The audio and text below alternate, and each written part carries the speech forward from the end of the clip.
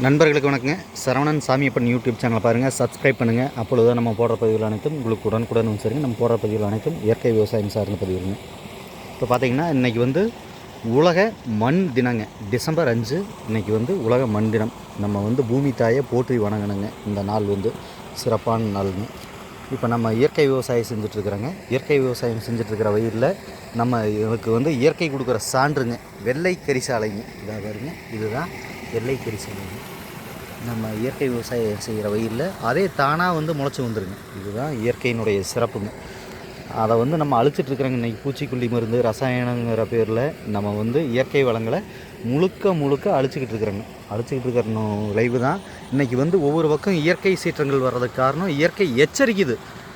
அவ்வளோதான், நான் பொறுத்திருந்தேன், இனி இதுக்கு மேலே பொறுக்க முடியாதுன்னு இயற்கை சீற்றங்கள் நம்மளை போட்டு பட்டையை தீட்டிக்கிட்டு இருக்குதுங்க. இதையாவது புரிஞ்சு நம்ம மாறணும். இனிமேலாவது இயற்கை விவசாயத்துக்கு மாறுங்க மக்களே.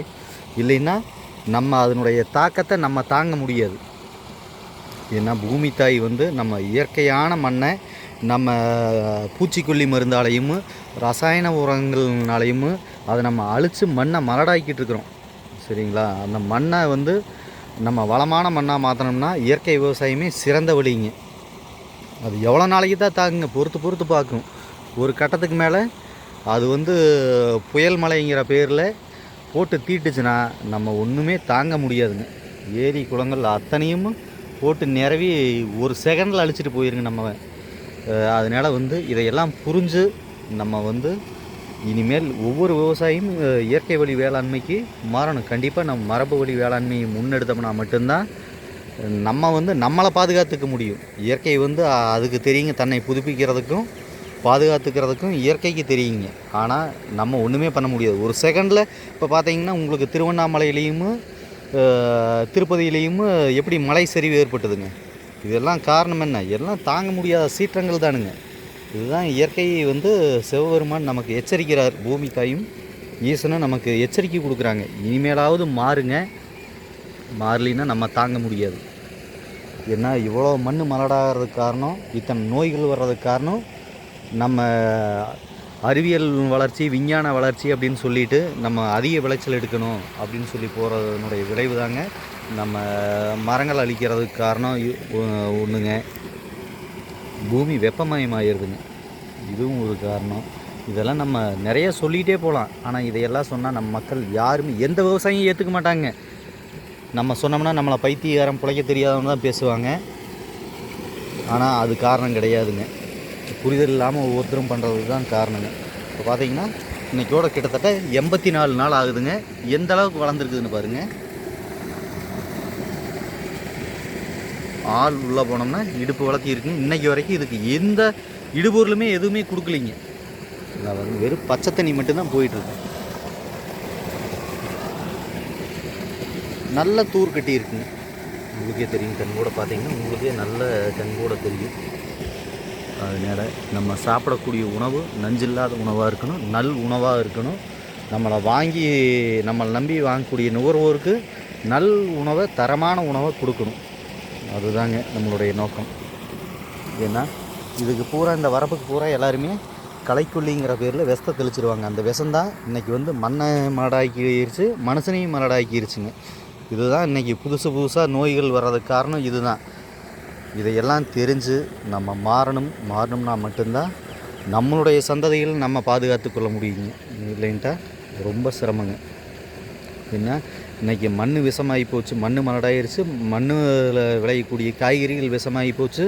அதை சாப்பிடக்கூடிய மனிதர்களுக்கு நோய்வாய்ப்படுறாங்க. அதனால் இன்றைக்கி தாய்ப்பாலே விஷமாகி போச்சுங்க.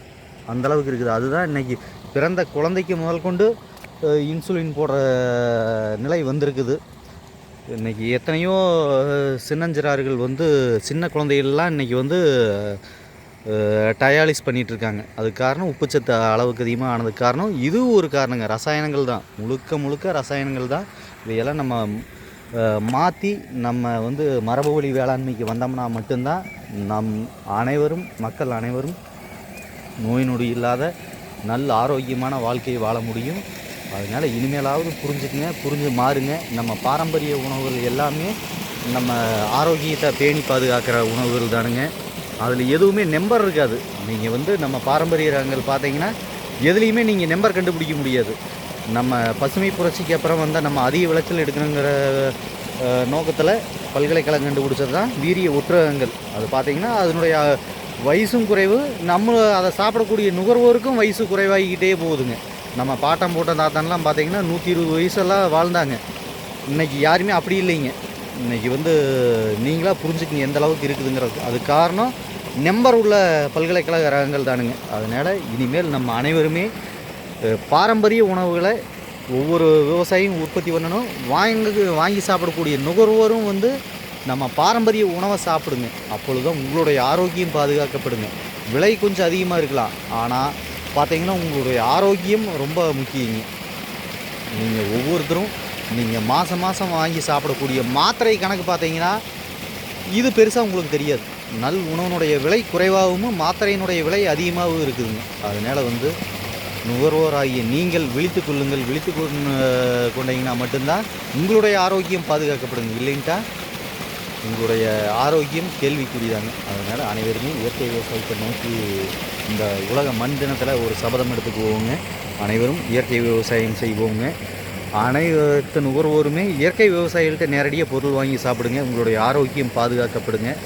அதனால் அனைவருமே இயற்கை விவசாயத்தை நோக்கி வாருங்கள், வரவேற்கிறோம். நம் தேகம் காப்போம், நம் தேசம் காப்போங்க. இயற்கை விவசாயத்தை ஊக்குவிப்போம், நம் மண் வளத்தை பாதுகாப்போம், இயற்கை வளங்களை மீட்டெடுப்போங்க.